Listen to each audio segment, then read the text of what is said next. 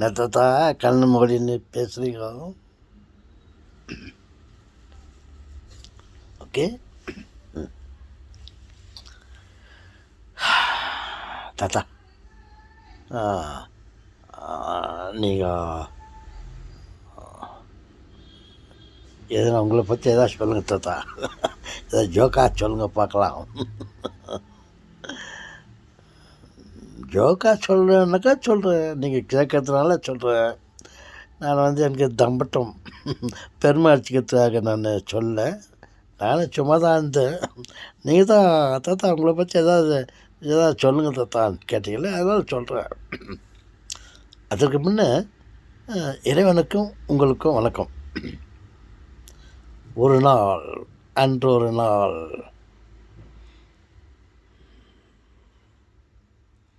என் குழந்தைகளுக்கு நான் ஃபீஸ் கட்ட வேண்டும்.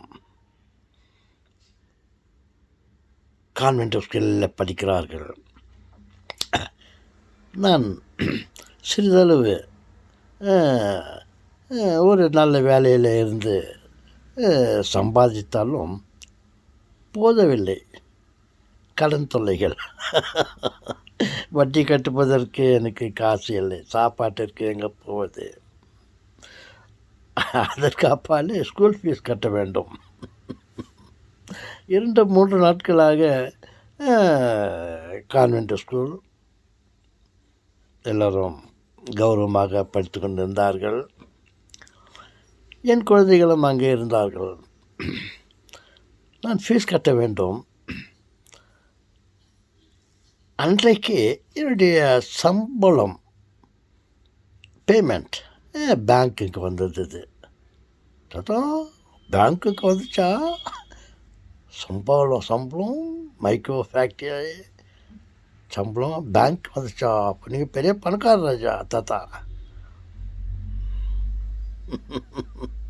நாம் சொல்லுங்களே, கடவுளாக பிரிக்கப்பட்ட நாம் அனைவருமே பணக்காரர்கள் தான். நாம் பெரிய செல்வாக்கு படைத்த ஒருவருடைய குழந்தைகள். நான் மட்டுமல்ல, நீங்களும்.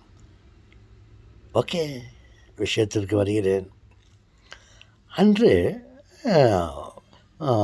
சம்பளம் வாங்குவதற்காக நான் பேங்க்கு போனேன். அதை சேர்ந்து சம்பளத்தை வாங்கின்னு நான் ஃபேக்ட்ரிக்கு போகணும். டைம் ஆகிப்போச்சு. பேங்க்கில் போனால் எல்லோரும் 10 பழக்கம். எல்லோரும் பெரும்பான்மையான தொழிலாளர்கள் சம்பளம் வந்த உடனே எல்லோரும் நேரம் பேங்க்குக்கு போவாங்க. போயிட்டு அவங்க பணத்தை ட்ராப் பண்ண வருவாங்க. இருக்கிறவங்க அப்படியே விட்டுட்டு எப்போனா அக்கௌண்ட்டில் போட்டு எடுத்துவாங்க. நம்ம தொழிலாளர்கள் அன்றைக்கி சம்பளம் வந்தால் தான் வீட்டுக்கு செல்வேன். எல்லாத்துக்கும் வாடகைக்கு எல்லாத்துக்கும். அன்றைக்கி நான் ஸ்கூல் ஃபீஸ் கட்டணும். சரி, நான் பேங்க்கு போயிட்டு பணம் ட்ராப் பண்ணுறலான்ட்டு நான் பேங்க்கு போனேன். நான் கேட்டேன், எனக்கு எவ்வளோ பேமெண்ட் வந்துச்சுன்னு கேட்டேன். அப்புறம் அவங்க 6,000 ஏதோ உங்களுக்கு பேமெண்ட் வந்துக்குது அப்படின்னு சொன்னாங்க. 6,000 ஓகே ன்ட்டு நான் ஒரு செக்கை அப்படி நீட்டினேன். அவங்க வாங்கின்னு கையில் காசு கொடுத்தாங்க. 2 கட்டு கொடுத்தாங்க. 5,000 ஒரு 1,000 அந்த மாதிரி ஏதோ அவங்க ஒரு 2 கட்டு கொடுத்தாங்க. நான் வாங்கி மடன்னு பாக்கெட்டில் போட்டுன்னு ஒரே ஓட்டம் மட்டும் சைன் ஆச்சு. ஏன்னா 5 மினிட்ஸ் டாலரன்ஸ் இருக்குது, அதுக்குள்ளே போயிடணும். நான் உள்ளே போயிட்டு பேங்க்கில் அந்த கபோர்டை திறந்து பாக்கெட்டில் இருக்கிற 2 கட்டை எடுத்து என்னுடைய பர்சனல் கபோர்டில் வைக்கலான்னு சொல்லிட்டு எடுத்து வச்சேன். வச்சு பார்த்தாக்கா 2 கட்டு இருந்துச்சு, கொஞ்சம் கனமாக இருந்துச்சு. அப்புறம் என்ன அது இவ்வளோ ஒரு மாதிரி வித்தியாசமாக இருக்குதுன்னு சொல்லிட்டு அதை பார்த்தாக்கா எனக்கு 10,000 ரூபா சம்பளம் கொடுத்துட்ருக்குறாங்க. 10,000 எவ்வளோ எனக்கு சம்பளம் வந்தது? 6000. எனக்கு பேங்க்கில் கொடுத்தது எவ்வளோ? 10,000. என்னடா இது குட்டி போட்டுச்சா இது கொஞ்ச நேரத்தில் அப்படின்னு சொல்லிட்டு நான் அந்த 2 கட்டையை திருப்பி பார்த்தாக்கா, ஒரு கட்டு 5,000 ரூபாய் கட்டு, இன்னொரு கட்டு அது 5,000 ரூபாய். அந்த கேஷியர் ஒரு பெண்மணி, ரொம்ப அழகாக இருந்தார்கள். என் குழந்தைகளைப் போல் எனக்கு இருக்கும் 4 குழந்தைகளில் ஒரு குழந்தையைப் போல் அவள் காணப்பட்டாள். அவள் முகத்தை பார்த்து ரசித்து கொண்டு அந்த பணத்தை வாங்கி கொண்டு பேங்க் வந்துட்டேன். இங்கே பார்த்தா ஒரு 5,000 ரூபாய் கட்டு, இன்னொரு 5,000 ரூபாய் கட்டு, 10,000 ரூபாய் கொடுத்துட்டு இருந்தாங்க. அவங்க என்ன நினச்சாங்க, ஒரு 5,000 ரூபாய் கட்டு ஒரு கட்டம், ஒரு 1,000 ரூபாய் கட்டம் ஒன்று கொடுப்பதாக அவர்கள் நினைத்து கொண்டு 10,000 கொடுத்து விட்டு இருந்தார்கள். நான் உள்ளே பர்சனல் கப்பல் அது வைக்கலான்னு பார்க்கும்போது இவ்வளோ கொடுத்துட்டு இருந்தாங்க. எனக்கு மிகவும் பணம் தேவைப்பட்டது. பள்ளிக்கூடத்திற்கு ஸ்கூல் ஃபீஸ் கட்டணும், மற்ற செலவுகள் எல்லாம் இருக்கிறது. நான் 10,000 பார்த்த உடனே அந்த பெண்மணியை பற்றி யோசித்தேன். இவள் தெரியாதனமாக 4,000 ரூபாய் அதிகமாக கொடுத்துட்ருக்கிறார்களே.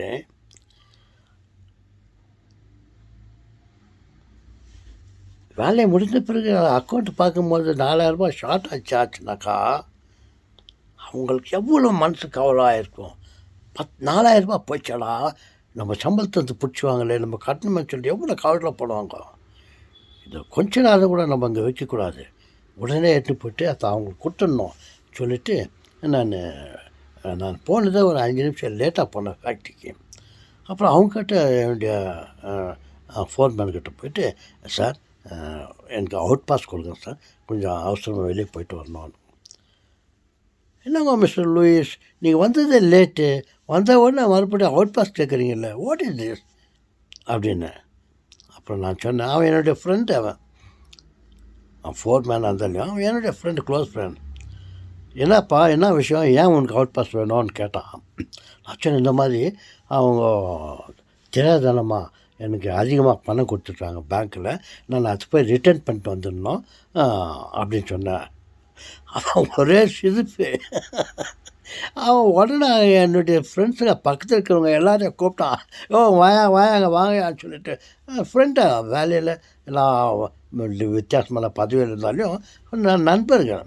அதில் அவர் ஃபோன் பண்ண அவன் எல்லாரையும் கூப்பிட்டான். எல்லாம் வாங்கலாம், ஒரு ஜோக் பாருங்கப்பான்னா. அப்புறம் எல்லாம் அங்கிருங்கெல்லாம் வந்தாங்க.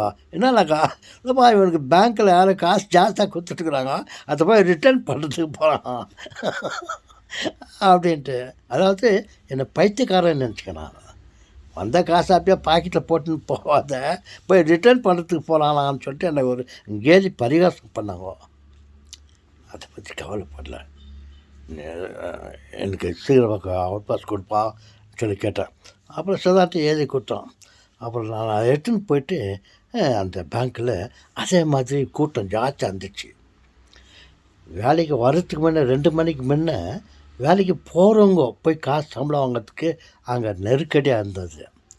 2 மணிக்கு பிறகு வேலையிலேருந்து வீட்டுக்கு போகிறவங்க அது பேங்க்குக்கு போய்ட்டு சம்பளத்தை எடுத்துன்னு போகலான்னு சொல்லிட்டு அதே மாதிரி நெருக்கமாக இருந்தார்கள் ஜனம். நான் போயிட்டு அங்கேருந்து அந்த நெருக்கடியை தள்ளிக்கின்னு மேலேருந்து அங்கே அந்த அட்டெண்டர் இருந்தான். அவனை பார்த்தேன். நான் இடமே இல்லை. அவன் என்னை பார்த்துட்டு இப்போ தான் கொஞ்ச நேரத்துக்கு முன்னாடி சம்பளம் வாங்கிட்டு போனார், திரும்ப வந்துக்கிறாருன்னு சொல்லிட்டு, ஹலோ சார் என்ன வேணும் உங்களுக்கு, திரும்ப வந்துக்கிறீங்களேன்ற மாதிரி என்ன வேணும்னு கேட்டான். நான் சொன்னேன், எனக்கு இந்த மாதிரி பேமெண்ட்டு கொஞ்சம் ஜாஸ்தியாக கொடுத்துட்டுருக்குறாங்க, ஐ வாண்ட் டு ரிட்டர்ன் தட்டுன்னா. அவனுக்கு கூட ரொம்ப தமாசாயிடுச்சு. பேமெண்ட்டை ஜாஸ்தியாக கொடுத்துருக்காங்களா, அது ரிட்டர்ன் பண்ணணும் வரையான்னு சொன்னோடனே இங்கே இருக்கிறவங்கெல்லாம் என்னை பார்த்து கேலியாக பார்த்தாங்க. சிலர் சின்சராக 14 மேலும் அதிகமாக பணத்தை ரிட்டர்ன் பண்ணுறானே, இவனை மாதிரி நல்ல மனுஷன் யாரும் இல்லைடா யாரும் நினச்சாங்களா, இல்லை இவனை மாதிரி பயிற்சிக்காரன் யாரும் இல்லை, எனக்கு அடிச்சுதாக்கா நான் பேசாமல் அமுக்கிட்டு போயிட்டுக்குவேன். இவன் வந்து ரிட்டர்ன் பண்ணிட்டு போகிறான்னு சொல்லிட்டு அங்கே ஒரு கேலி கூத்தாந்துச்சு, இல்லை சிலர் வித்தியாசமாக என்னை பார்த்தாங்க. அந்த மாதிரி ஒரு நிலைமை வந்துச்சு. ஓகே, அந்த விஷயத்த உங்கள்கிட்ட சொல்கிறதுக்கு வந்தாங்க. அதான் சொல்லுவாங்களே, புலிக்கு பிறந்தது பூனை ஆகாது, புளியும் தின்னாதுன்னு. என்ன தாத்தா நீங்கள் அதுக்கு எதுக்கு என்ன சொல்கிறீங்கனாக்கா, நான் என்னுடைய அப்பாவை பற்றி சொல்ல ஆசைப்படுறேன். புலிக்கு பிறந்தது, நான் வந்து எங்கள் அப்பாவுக்கு பிறந்த குழந்தை. நான் எங்கள் அப்பாவை மாதிரி தான் இருப்பேன். தாத்தா ஒன்றும் புரியலையே தாத்தா நீங்கள் சொல்கிறது, சொல்லிக்கிறேன். அப்படித்தான் ஒரு முறை நான் என்னுடைய அப்பா என்னுடைய வீட்டு எதிரில் கார்டன், அரசாங்க இடம், ஐ மீன் கம்பெனிக்கு சொந்தமான இடம், அந்த வீட்டுக்கு எதிரில் சொல்லி கொஞ்சம் இடம் இருந்தது. அங்கே கார்டன் போடுவதற்காக அவர் அந்த மண்ணெல்லாம் கொத்திட்டு அங்கே செடி போடலான்னு சொல்லிட்டு நோண்டிருந்துக்கிறார். அங்கே ஒரு பெரிய கல் வந்துட்டு இருந்துச்சு. அவர் அந்த கல் எடுக்கிறதுக்காக ஒரு பெரிய குரோபார் அதை போட்டு நோண்டி அந்த கல்லை எடுத்துட்டார். எடுத்து பார்த்தாக்கா தங்க கட்டி. அது தங்க கட்டி. அவ்வளோ பெரிய கல் வந்து தங்க கட்டியா? தாத்தா என்ன சொல்கிறீங்க தாத்தா? சொல்கிறாங்களே. அந்த தோட்டத்தில் நோண்டலான்னு எடுத்து பார்த்தா அங்கே கோட்ஸ் கல்லுன்னு சொல்லுவாங்க, தங்கக்கல். அது தங்க வயலில் நாங்கள் வீடு இருக்கிறோம். அந்த தங்க வயலில் அந்த கட்டி கடிச்சது. அதை வந்து என்ன பண்ணார் எங்கள் அப்பா, எடுத்துன்னு போயிட்டு, இது வந்து அரசாங்கம் இல்லை, private, John Tyler and company. அவர் அங்கே தான் எங்கள் அப்பா வேலை செய்திருக்காரு. அவர் ஒரு பெரிய பதவியில் இருந்தார். அவர் வந்து இந்த நம்ம தோட்டத்தில், நம்ம காம்பவுண்டில் இந்த தங்கம் வந்து நமக்கு சொந்தம் இல்லை, அது அது கவர்மெண்ட்டுக்கு சொந்தம். அது அந்த கம்பெனிக்கு சொந்தமானது. அதை நம்ம உடனே அதை எடுத்து போயிட்டு அதை ரிட்டர்ன் பண்ணிடணும் அவங்களுக்கு சொல்லிவிட்டு, அதை எடுத்துன்னு போயிட்டு